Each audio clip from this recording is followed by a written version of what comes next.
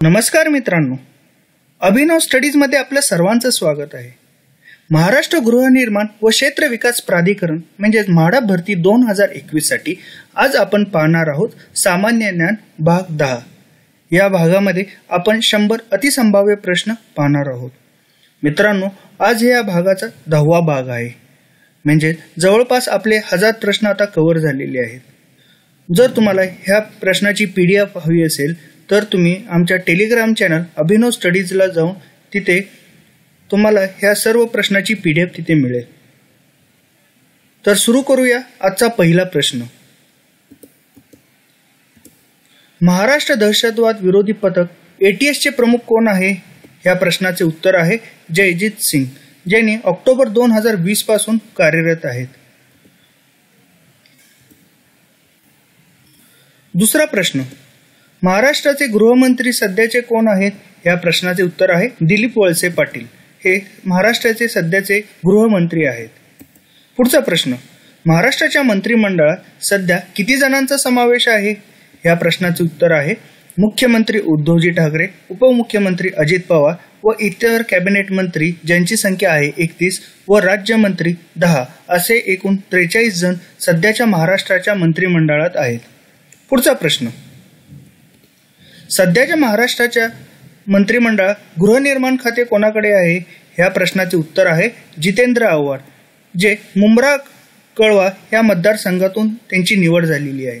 मित्रांनो, म्हाडा भरतीसाठी हा सध्याचा सर्वात महत्त्वाचा प्रश्न आहे.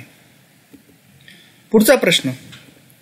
दक्षिण पश्चिम रेल्वेचे मुख्यालय कुठे आहे? या प्रश्नाचे उत्तर आहे हुबळी, ज्याची स्थापना एप्रिल 2003 रोजी झालेली आहे. पुढचा प्रश्न. कलकत्ता उच्च न्यायालयाची स्थापना कधी करण्यात आली? ह्या प्रश्नाचे उत्तर आहे 1 जुलै 1862 रोजी, ज्याचे मुख्य कार्यालय आहे कोलकाता येथे. तसेच जलपैगुडी, पोर्ट ब्लेअर हे खंडपीठ आहेत. तसेच पश्चिम बंगाल व अंदमान निकोबार बेट हे त्याचे प्रादेशिक कार्यक्षेत्र आहेत. पुढचा प्रश्न. संरक्षण संशोधन व विकास संस्थेचे सध्याचे संचालक कोण आहेत? म्हणजेच DRDOचे संचालक कोण आहेत? या प्रश्नाचे उत्तर आहे जी सतीश रेड्डी, जे 25 ऑगस्ट 2018 पासून कार्यरत आहेत. पुढचा प्रश्न. भारतीय अणुऊर्जा आयोगाचे अध्यक्ष कोण आहेत?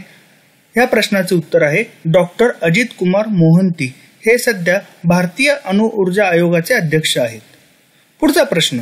राष्ट्रीय मागासवर्ग आयोगाचे अध्यक्ष कोण आहे? या प्रश्नाचे उत्तर आहे भगवान लाल साहनी, जे मार्च 2019 पासून कार्यरत आहेत. पुढचा प्रश्न. राष्ट्रीय मानवी हक्क आयोगाचे सध्याचे अध्यक्ष कोण आहेत? या प्रश्नाचे उत्तर आहे न्यायमूर्ती HL दत्तू, जे 28 फेब्रुवारी 2016 पासून कार्यरत आहेत. पुढचा प्रश्न. भारताचे मुख्य निवडणूक आयुक्त म्हणून कोणाची निवड झालेली आहे? ह्या प्रश्नाचे उत्तर आहे सुनील अरोरा, जे 2 डिसेंबर 2018 पासून कार्यरत आहेत. सुनील अरोरा. पुढचा प्रश्न. 2 जुलै हा कुठला दिवस म्हणून साजरा केला जातो? या प्रश्नाचे उत्तर आहे राष्ट्रीय वैद्य दिन, म्हणजे डॉक्टर्स डे. 2020 ची संकल्पना आहे कोविड-19चे मृत्यू कमी करणे. पुढचा प्रश्न. 21 जून हा कुठला दिवस साजरा केला जातो? ह्या प्रश्नाचे उत्तर आहे आंतरराष्ट्रीय योग दिन. 2020 ची जी संकल्पना आहे ती आहे योगा ॲट होम आणि योगा विथ फॅमिली. पुढचा प्रश्न. इंदिरा 2019 हा युद्ध सराव कोणत्या 2 देशादरम्यान करण्यात आला? या प्रश्नाचे उत्तर आहे भारत आणि रशिया यामध्ये नौदल सराव, जे अंदमान समुद्र येथे सप्टेंबर 2019 रोजी तेथे पार पडले. इंदिरा 2019, भारत आणि रशिया. पुढचा प्रश्न.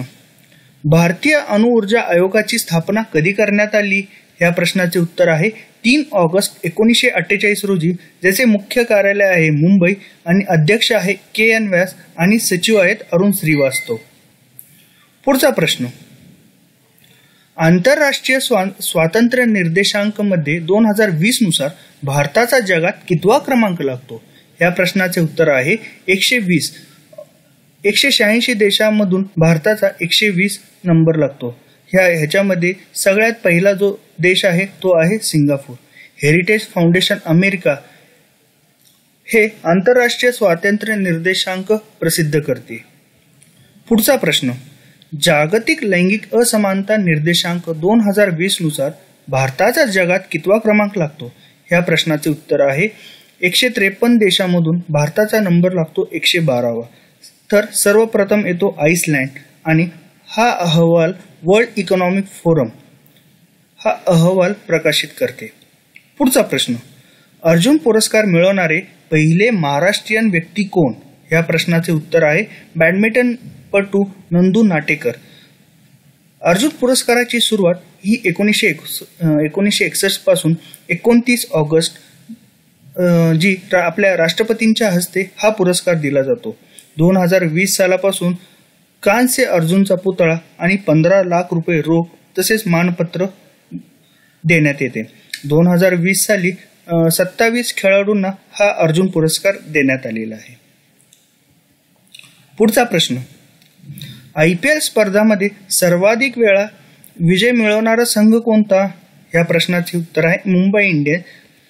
त्यांनी जवळजवळ 5 वेळा ही IPL स्पर्धा जिंकलेली आहे.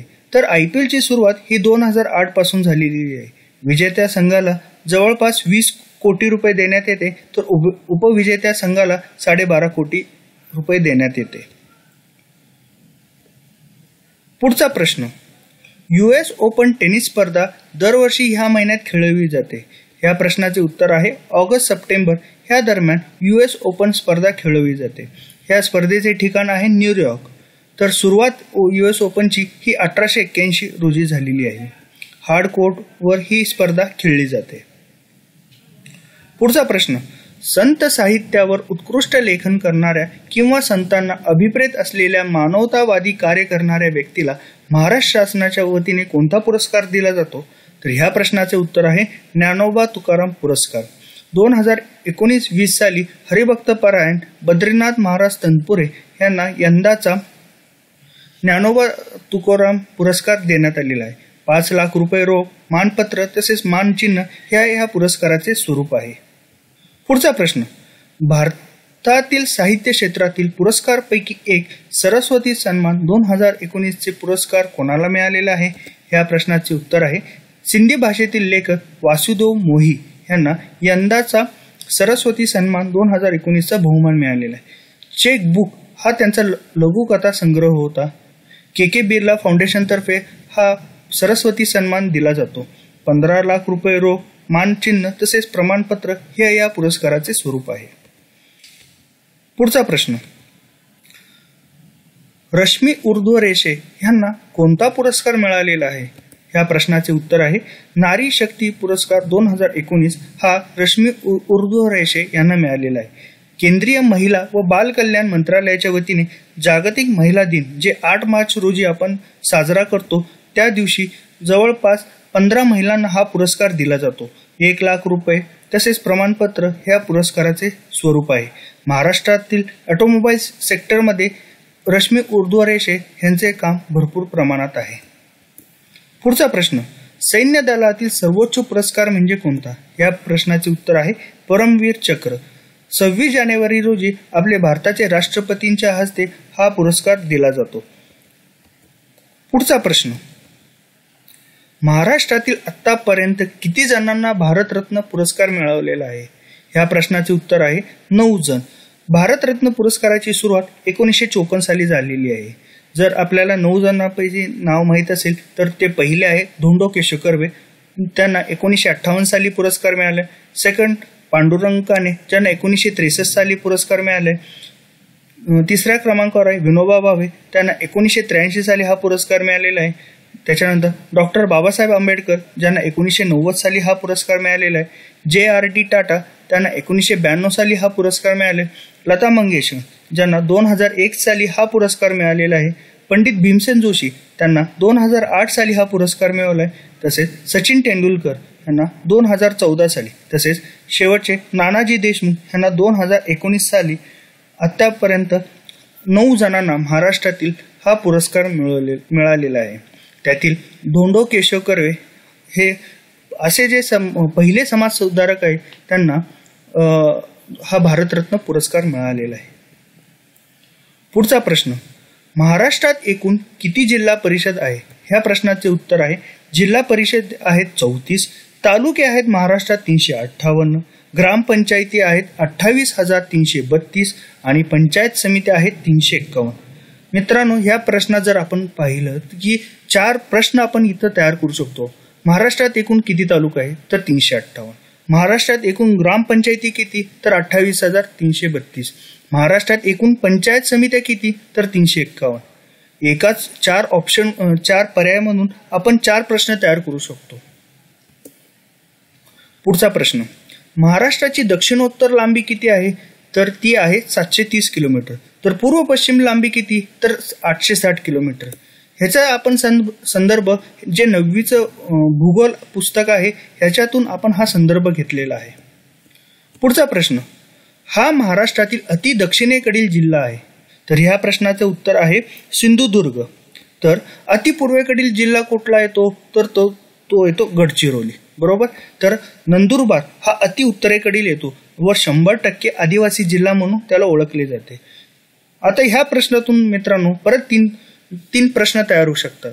सिंधुदुर्ग हा महाराष्ट्रातील अति दक्षिणेकडील जिल्हा. हे प्रश्न सांगत असताना आपल्या डोळ्यासमोर महाराष्ट्राचा नकाशा यायला पाहिजे. त्यासाठी map reading is very important. तर अति पूर्वेकडील जिल्हा तर गडचिरोली आणि अति उत्तरेकडील जिल्हा तर नंदुरबार. तसेच नंदुरबारची ओळख कशी आहे? तर 100% आदिवासी जिल्हा म्हणून नंदुरबारला ओळखले जाते. पुढचा प्रश्न, कोकणच्या दक्षिण भागात अति पावसामुळे ह्या प्रकारचा खडक आढळतो. तर ह्या प्रश्नाचे उत्तर आहे जांबा. जांबा हा खडक कोकणच्या दक्षिण भागात अति पावसामुळे जांबा प्रकारचा खडक आढळतो.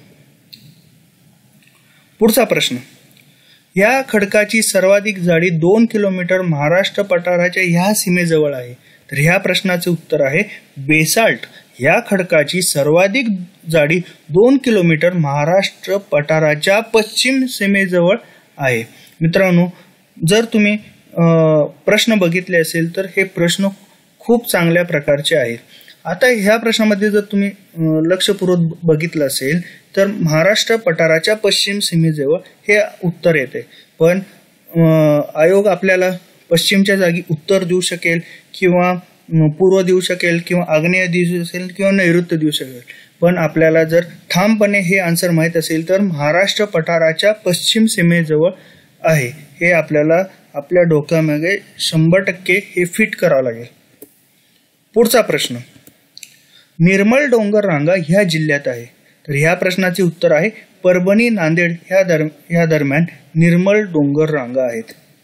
पुढचा प्रश्न, नंदुरबार जिल्ह्यात या डोंगरास म्हणून ओळखले जाते. तर ह्या प्रश्नाचे उत्तर आहे नंदुरबार जिल्ह्यात सातपुडा डोंगर रांगास तोरणमाळ म्हणून ओळखले जाते. अमरावती जिल्ह्यातील सातपुडा डोंगरांना गाविलगड टेकड्या असे म्हणतात. ह्या आता जे दिलेले प्रश्न त्याच्यातून अजून 2 प्रश्न तयार होऊ शकतात. अमरावती जिल्ह्यातील कोणत्या डोंगरांना गाविलगड टेकड्या असे म्हणतात? तर सातपुडा डोंगर यांना. पुढचा प्रश्न, महाराष्ट्राच्या क्षेत्रफळात पश्चिम घाटाचा किती टक्के वाटा आहे? तर ह्या प्रश्नाचे उत्तर आहे 12.2%. पुढचा प्रश्न, ह्या डोंगर रांगामुळे भीमा व कृष्णा या नद्यांची खोरी वेगळी झालेली आहे. तर ह्या प्रश्नाचे उत्तर आहे महादेव डोंगर रांगा. महादेव डोंगर रांगामुळे भीमा व कृष्णा ह्या नद्यांची खोरी वेगळी झालेली आहे. तर शंभू महादेव डोंगरामुळे गोदावरी आणि भीमा या नद्यांची खोरी वेगळी झालेली आहे. पुढचा प्रश्न, चिरोली टेकड्या, भामरागड व सुरजागड हे डोंगर रांगा कोणत्या जिल्ह्यात येतात? तर ह्या प्रश्नाचे उत्तर आहे गडचिरोली. तसेच धुळे ह्या जिल्ह्यात गाळणा डोंगर रांगा आहेत. तर दरकेसा हे भंडारा व गोंदिया येथे ह्या डोंगर रांगा आहेत.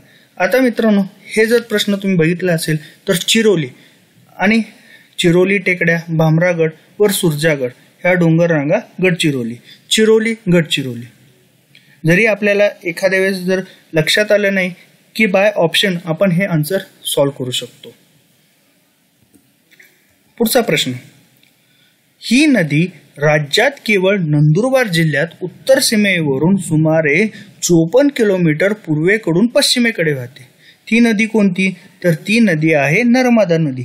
नर्मदा नदी राज्यात केवळ नंदुरबार जिल्ह्यातून उत्तर सीमेवरून, ते पण कुठल्या सीमेवरून? उत्तर सीमेवरून सुमारे 54 किलोमीटर पूर्वेकडून पश्चिमेकडे ती वाहते.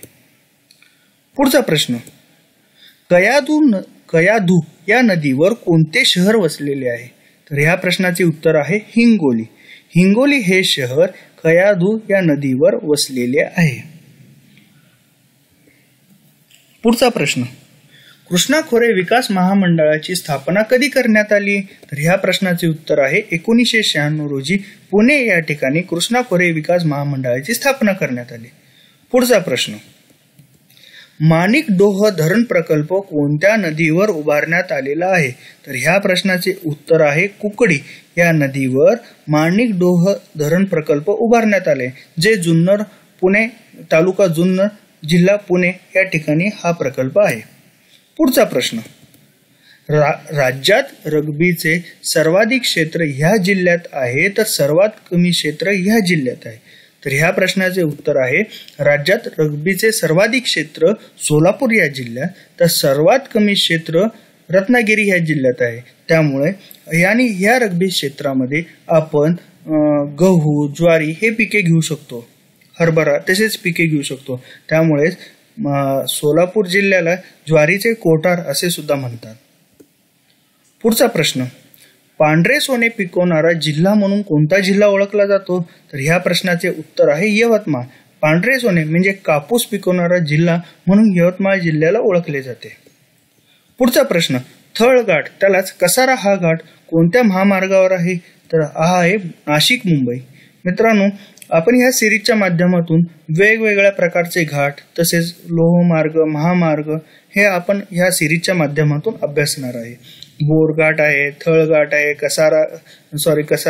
आंबोली घाट आहे, कुंभोर्ली घाट आहे, त्याच्यानंतर आंबेनरी घाट आहे. हे घाट खूप महत्वाचे आहेत. पुढचा प्रश्न, हा कोकण रेल्वे मार्गावरील सर्वाधिक लांबीचा बोगदा आहे. ह्या प्रश्नाचे उत्तर आहे करबुडे. त्याची लांबी आहे 6.45 किलोमीटर. करबुडे हा कोकण मार्गावरील सर्वाधिक लांबीचा बोगदा दिलेला आहे. मित्रांनो, आता तुम्ही जर ऑब्झर्व करत असाल तर ह्या प्रश्नामध्ये आपण एक इमेज सुद्धा देत आहोत. म्हणजे इमेजच्या माध्यमातूम आपल्याला जास्तीत जास्त प्रमाणात लक्षात राहण्यासाठी आपण ह्या इमेजचा वापर केलेला आहे. जर आता तुम्ही इथं त्या इमेजमध्ये बघत असाल तर करबुडे सुरुंग हे इथं लिहिलेले आहे. करबुडे हा कोकण रेल्वे मार्गावरील सर्वाधिक लांबीचा बोगदा आहे. त्याची लांबी किती आहे बाबा? तर 6.45 किलोमीटर. पुढचा प्रश्न, रत्नागिरी जिल्ह्यातील हे बंदर राज्यातील पहिले बहुउद्देशीय खाजगी बंदर आहे. तर ते कुठले बंदर आहे? तर ह्या बंदरचं नाव आहे जयगड बंदर. त्यालाच आपण आंग्रे बंदर असे सुद्धा म्हणतो. पुढचा प्रश्न, 2011च्या जनगणनेनुसार सर्वाधिक लोकसंख्येचा जिल्हा म्हणून कोणता जिल्हा ओळखला जातो? तर ह्या प्रश्नाचे उत्तर आहे पुणे, ज्याची लोकसंख्या आहे 94,29,000 इतकी. तर सर्वाधिक कमी ही सिंधुदुर्ग या जिल्ह्याची लोकसंख्या आहे. ती किती? 8,48,000. आता ह्या प्रश्नातून पण आपल्याला 2 ऑप्शन मधून 2 प्रश्न तयार होतात. माझा उद्देश असा आहे की तुम्हाला कमीत कमी वेळामध्ये जास्तीत जास्त प्रमाणात रिव्हिजन व्हावी, यासाठी हा प्रयत्न आहे. पुढचा प्रश्न, राष्ट्रीय लोकसंख्या विषयक धोरण 2000 हे कोणाच्या शिफारशींवर आधारित आहे? तर ह्या प्रश्नाचे उत्तर आहे 1993ची MS स्वामीनाथन समिती याच्यावर राष्ट्रीय लोकसंख्या विषयक धोरण 2000 हे त्या शिफारशीवर अवलंबून आहे. तर त्यामध्ये कोणत्या 3 प्रकारची उद्दिष्ट होती? एक अल्पकालीन, मध्यमकालीन आणि दीर्घकालीन. आपण नंतर त्या राष्ट्रीय लोकसंख्या धोरण विषयकवर एक सेपरेट लेक्चर घेऊया. पुढचा प्रश्न, 2011च्या जनगणनेनुसार साक्षरतेचे प्रमाण कमी असणारे राज्य कोणते? तर ह्या प्रश्नाचे उत्तर आहे बिहार. त्याच्यामध्ये 63.82% ही इतकी साक्षरतेचे प्रमाण आहे. तर सर्वाधिक साक्षरतेचे प्रमाण कोणत्या राज्यात आहे? तर ते आहे केरळ राज्यात. ते आहे 93.91% इतके. पुढचा प्रश्न, पुद्दुचेरी ह्या केंद्रशासित प्रदेशाचे स्त्री पुरुष प्रमाण किती? तर ह्या प्रश्नाचे उत्तर आहे 1037. प्रश्न क्रमांक 50, रेल्वे विद्युतीकरणामध्ये भारताचा जगात कितवा क्रमांक लागतो? तर ह्या प्रश्नाचे उत्तर आहे 2. पुढचा प्रश्न, सूर्यकिरणे पृथ्वीवर पोहोचण्यास सुमारे इतका कालावधी लागतो? तर ह्या प्रश्नाचे उत्तर आहे 8 मिनिटे 20 सेकंद. 8 मिनिटे 20 सेकंद ही सूर्यकिरणे पृथ्वीवर पोहोचण्यास 8 मिनिटे 20 सेकंद इतके लागतात. पुढचा प्रश्न, सूर्यमालेतील सर्वात मोठा ग्रह म्हणून कोणाला ओळखले जाते? ह्या प्रश्नाचे उत्तर आहे गुरु ग्रह. त्याची जी व्यास आहे ती 1,39,882 किलोमीटर इतकी आहे. पुढचा प्रश्न, हा भूपृष्ठाला लागून असलेला वातावरणाचा सर्वात खालचा थर आहे. या प्रश्नाचे उत्तर आहे तपांबर, ज्याची सरासरी जाडी आहे 10 ते 12 किलोमीटर. वातावरणातील एकूण मोजूंपैकी 10% ओझोन ह्या तपांबरमध्ये आढळते. धुके, पाऊस, वादळ या नैसर्गिक आविष्कारांची निर्मिती या तपांबरमध्ये होते. पुढचा प्रश्न, उत्तर आफ्रिकेतील येथील सुदानी प्रदेश गवताळ प्रदेशांना काय म्हणतात? तर ह्या गवताळी प्रदेशांना म्हणतात सॅव्हाना. पुढचा प्रश्न, स्टेट बँक ऑफ इंडियाच्या पहिला महिला अध्यक्ष कोण? तर ह्या प्रश्नाचे उत्तर आहे Arundhati Bhattacharya, first woman chairperson of SBI. पुढचा प्रश्न, सर्वोच्च न्यायालयात थेट न्यायमूर्तीपदी नियुक्त होणाऱ्या पहिल्या महिला वकील कोण? तर ह्या प्रश्नाचे उत्तर आहे न्यायमूर्ती इंदू मल्होत्रा. ह्या सर्वोच्च न्यायालयात थेट न्यायमूर्ती पदावर पहिला महिला वकील म्हणून इंदू मल्होत्रा म्हणून ओळखले जातात. पुढचा प्रश्न, नेपाळच्या संसदेत भाषण करणारे पहिले भारतीय पंतप्रधान कोण? तर ह्या प्रश्नाचे उत्तर आहे नरेंद्र मोदी. तिथे मित्रांनो चुकून नेपाळ हा शब्द टाईप झालेला नाही, तो मी PPT मध्ये नंतर ऍड करतो. पुढचा प्रश्न, भारतीय लोकसभेचे पहिले सभापती कोण? तर ह्या प्रश्नाचे उत्तर आहे गणेश वासुदेव माळवणकर, जे गुजरात मधून येतात. ते भारतीय लोकसभेचे पहिले सभापती ठरलेले आहेत. पुढचा प्रश्न, भारतातून सर्वात शेवटी निघून जाणारे परकीय राष्ट्र कोण? तर ह्या प्रश्नाचे उत्तर आहे पोर्तुगीज, ज्यांनी 1961 मधून भारतातून सर्वात शेवटी ते निघून गेलेले आहेत. पुढचा प्रश्न, थॉट्स ऑन पाकिस्तान ह्या पुस्तकाचे लेखक कोण? तर ह्या प्रश्नाचे उत्तर आहे डॉक्टर बाबासाहेब आंबेडकर, हे या पुस्तकाचे लेखक आहेत.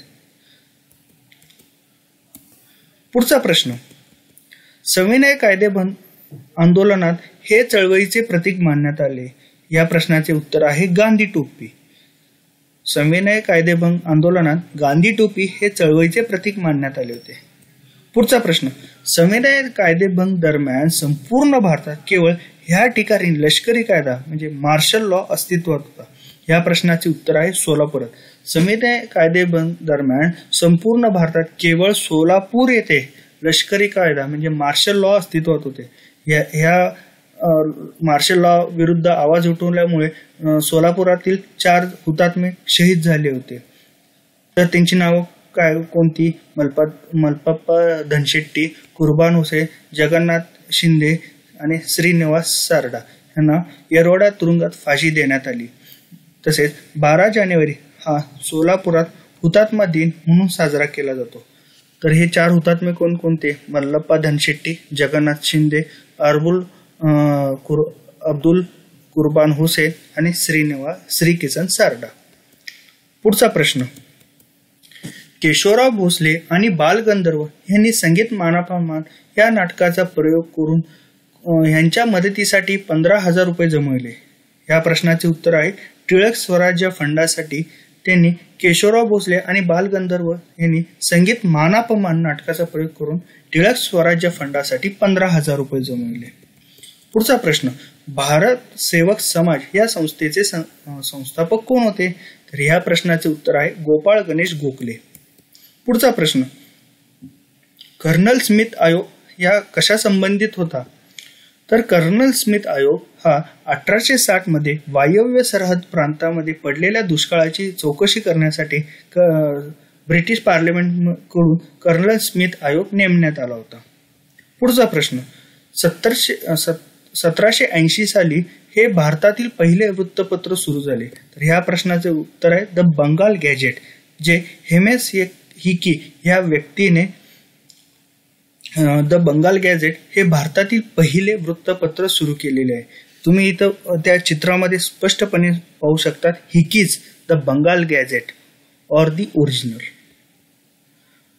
पुढचा प्रश्न, कलम 76 या संबंधी आहे. तर ह्या प्रश्नाचे उत्तर आहे भारताचे महान्यायवादी, त्याला अटॉर्नी जनरल असे आपण म्हणतो, केंद्र सरकारला कायदेविषयक सल्लागार पुरवण्याचे काम हे भारताचे न्यायवादी करतात. त्यांची नियुक्ती थेट राष्ट्रपतींकडून केली जाते. सध्याचे भारताचे महान्यायवादी हे के वेणुगोपाल आहेत. पुढचा प्रश्न, आणीबाणी काळात मूलभूत हक्कांचे निलंबन हे तत्व आपण कोणत्या देशाकडून घेतलेले आहे? या प्रश्नाचे उत्तर आहे जर्मनी. भारतीय संविधानात वेगवेगळ्या देशाच्या माध्यमातून वेगवेगळ्या प्रकारचे हक्क आपण वेगवेगळ्या देशाकडून घेतलेले आहे. 1935च्या कायद्यान्वये, परत अमेरिका सरकारकडून, आयर्लंड देशाकडून, ऑस्ट्रेलियाकडून आपण संयुक्त बैठक घेतलेली आहे, अमेरिकेकडून घेतलेली आहे. पुढचा प्रश्न, राज्याच्या धोरणाची मार्गदर्शक तत्वे हे कोणत्या कलमांमध्ये दिलेले आहे? तर ह्या प्रश्नाचे उत्तर आहे कलम 36 ते 51 ह्यामध्ये राज्याच्या धोरणाची मार्गदर्शन तत्वे दिलेली आहे. त्याला आपण DPSP असे सुद्धा म्हणतो. तर संघ राज्य व त्याचे क्षेत्र हे कलम 1 ते 4 मध्ये दिलेले आहे. नागरिकत्व हे कलम 5 ते 11 मध्ये दिलेले आहे. तसेच मूलभूत हक्क हे आपण कलम 12 ते 35 या दरम्यान दिलेले आहे. पुढचा प्रश्न, संघ राज्य अधिकार समिती या समितीचे अध्यक्ष कोण? तर ह्या प्रश्नाचे उत्तर आहे पंडित जवाहरलाल नेहरू. पुढचा प्रश्न, मूलभूत हक्क अल्पसंख्याक सल्लागार समितीचे अध्यक्ष कोण? या प्रश्नाचे उत्तर आहे सरदार वल्लभभाई पटेल. मित्रांनो, आपण एक वेगळं लेक्चर घेऊया. यामध्ये जे संविधान समितीमध्ये जे वेगवेगळ्या समिती होती, मसुदा समितीचे अध्यक्ष तो डॉक्टर बाबासाहेब आंबेडकर होते. ह्या समितीमध्ये जे 7 सदस्य होते त्यांची नावे, तसेच मूलभूत हक्क अल्पसंख्याक समितीचे अध्यक्ष तर वल्लभभाई पटेल होते. तर अशा ज्या वेगवेगळ्या समिती आहेत ते आपण एक काहीतरी ट्रिक वाईज आपण लक्षात ठेवूया. त्यासाठी आपण एक सेपरेट लेक्चर तिथे घेणार आहोत. पुढचा प्रश्न, ग्रामपंचायतीला कर्ज कोण मंजूर करतो? तर ह्या प्रश्नाचे उत्तर आहे जिल्हा परिषद. सपोज ग्रामपंचायतीला बाबा काय काम करायचं असेल, सपोज एक पाण्याची टाकी बसवण्यात, तर त्याला त्याला निधीची आवश्यकता, ही निधी कोण प्रोव्हाइड करते? तर जिल्हा परिषद करते. पुढचा प्रश्न, महाराष्ट्राचे महसुली वर्ष हे कोणत्या दिवशी सुरू होते? तर ह्या प्रश्नाचे उत्तर आहे 1 ऑगस्ट. सर्वात महत्वाचा हा प्रश्न आहे. चुकून आपल्या माइंडमध्ये काही गोष्टी फिक्स करून घ्या. महाराष्ट्राचे महसुली वर्ष हे 1 ऑगस्ट असते. चुकून आपण काय करतो, 1 मार्च करतो किंवा 1 जानेवारी करतो किंवा 1 एप्रिल करतो.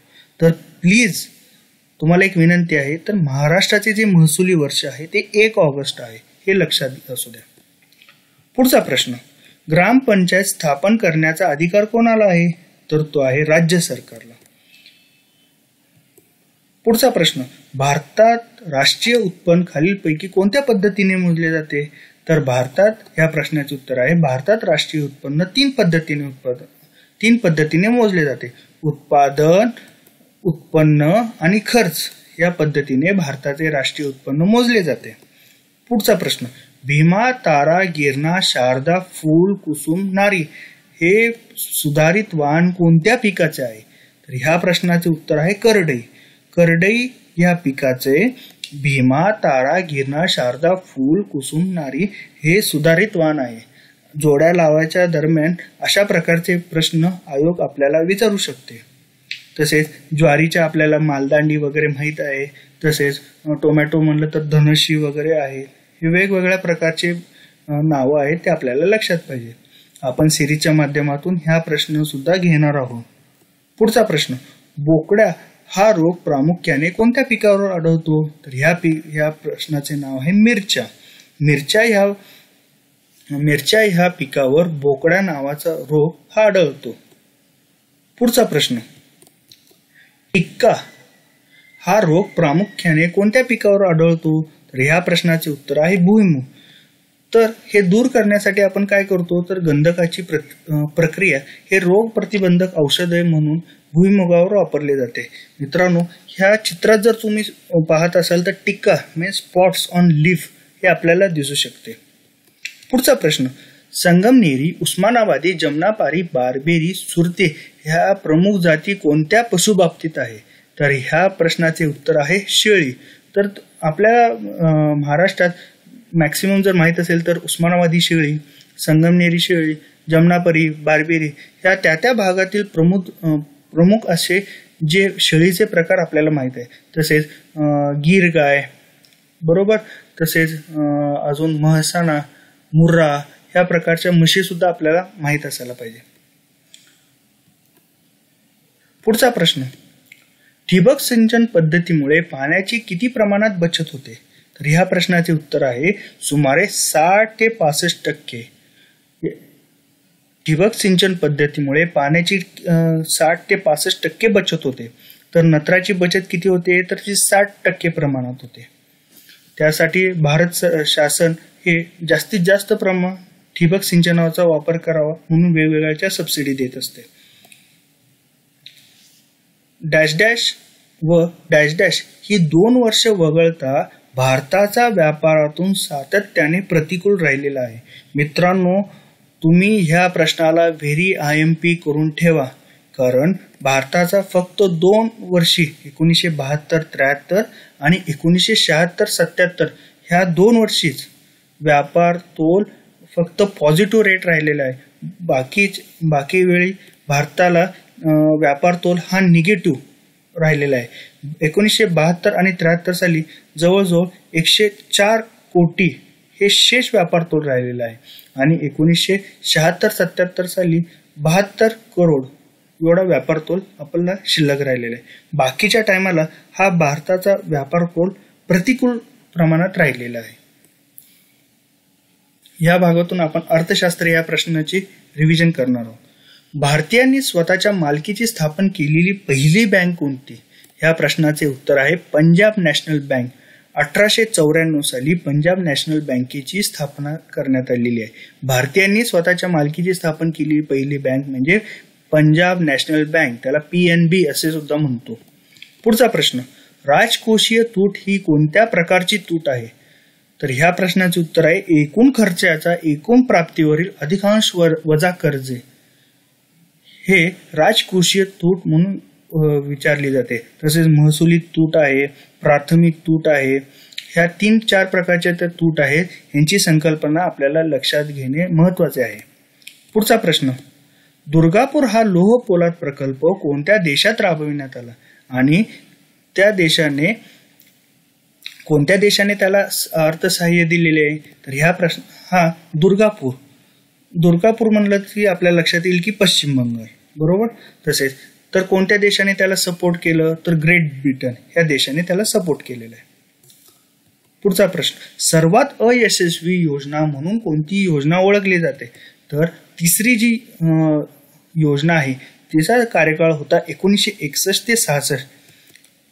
तर ही योजना सर्वात अयशस्वी होण्याचे कारण काय? तर 1962 साली चीनचे भारतावर केलेले आक्रमण आणि 1965 साली भारत पाकिस्तान जे युद्ध झाले त्यामुळे सर्वात अयशस्वी योजना म्हणजे तिसरी योजना ओळखली जाते. तसेच पंचवार्षिक एकूण 12 आहेत आणि 3 वार्षिक योजनेला सुट्टी दिलेली आहे. पुढचा प्रश्न, 14 बँकेचे राष्ट्रीयकरण हे कोणत्या योजनेत करण्यात आलेले? तर ह्या प्रश्नाचे उत्तर आहे 4थी पंचवार्षिक योजना, जी इंदिरा गांधी यांच्या कार्यकाळात करण्यात आलेली आहे. तिचा कार्यकाळ होता 1969 ते 74. 50 कोटीच्या वरती असलेल्या बँकांना त्या टायमाला 14 नॅशनलाइज बँका करण्यात आलेल्या आहेत. धनंजय गाडगीळ प्रतिमान हे 4थी पंचवार्षिक योजनेचे प्रतिमान होते. पुढचा प्रश्न, पहिला ऑइल शॉक कोणत्या वर्षी बसला? या प्रश्नाचे उत्तर आहे 1973 साली. जे तेल किमतीत सुमारे 400% वाढ झाली त्याला आपण ऑइल शॉक असे म्हणतो. एकूण 3 प्रकारचे ऑइल शॉक भारताला लागलेले आहेत. पुढचा प्रश्न, रिझर्व्ह बँक जवळ व्यावसायिक बँकांना ठेवावा लागणारा किमान रोख राखीव निधी म्हणजे काय, तर ह्या प्रश्नाचे उत्तर आहे CRR, कॅश रिझर्व्ह रेशो. हे रिझर्व्ह बँकेजवळ व्यावसायिक बँकांना कंपल्सरी ठेवावा लागतो. पुढचा प्रश्न, सामान्य भारतीय व्यक्तीस तिच्या दररोजच्या आहारातून किमान किती कॅलरीजची गरज असते? ह्या प्रश्नाचे उत्तर आहे 2250 कॅलरीज त्याला डेली गरजेचे असतात. पुढचा प्रश्न, राज्य नियोजन आयोगाचे अध्यक्ष कोण? तर ह्या प्रश्नाचे उत्तर आहे मुख्यमंत्री. पुढचा प्रश्न, फॅट विरघळणारी जीवनसत्वे कोणती? तर ह्या प्रश्नाचे उत्तर आहे vitamin A, D, E, K. तर हे मित्रांनो, हे जर आपल्याला लक्षात ठेवायचं असेल तर मी एक हिंट दिली, ती थोडी ऑड असेल पण लक्षात ठेवायला खूप सोपी आहे. तर ती हिंट आहे किडा. किडा फॅटमध्ये विरघळणार. विटॅमिन K पण आहे, विटॅमिन E पण आहे, विटॅमिन D पण आहे, विटॅमिन A. त्यासाठी ह्याची जर तुम्ही हिंट लक्षात ठेवली तर किडा, तर उरलेले जे आहेत ते फॅटमध्ये न विरघळणार आहे. बरोबर. पुढचा प्रश्न, ह्यामुळे शरीराचे तापमान नियंत्रित ठेवले जाते. तर ह्या प्रश्नाचे उत्तर आहे फॅटमुळे शरीराचे तापमान नियंत्रित ठेवले जाते. पुढचा प्रश्न, विटॅमिन K जीवनसत्व अभावी कोणता आजार होतो? तर ह्या प्रश्नाचे उत्तर आहे हिमोफिलिया. हिमोफिलिया हा विटॅमिन K च्या अभावामुळे होतो. जखमेतून वाहणाऱ्या रक्ताची जी गुठळी होत नाही त्याला आपण हिमोफिलिया असे म्हणतो. पुढचा प्रश्न, लोहाच्या कमतरतेमुळे होणारा रोग कोणता? तर ह्या प्रश्नाचे उत्तर आहे पंडू रोग. तर त्यावर उपाय आपण काय केलं जातो? तर फॉलिक ऍसिडच्या गोळ्या आपल्याला दिले जातात. हिमोग्लोबिनच्या कमतरतेमुळे सुद्धा लोह आणि हिमोग्लोबिनच्या पंडू रोग हा होतो. पुढचा प्रश्न, एका रक्तदानावेळी शरीरातील किती कॅलरीज कमी होतात? तर ह्या प्रश्नाचे उत्तर आहे 650 कॅलरीज शरीरातील कमी होतात. रक्तदानमुळे कोलेस्ट्रॉल कमी होऊन वजन वाढीचा धोका सुद्धा कमी होतो. मित्रांनो, तुम्ही सुद्धा रक्तदान करत जावा. रक्तातील शर्करा मोजण्याचे एकक कोणते?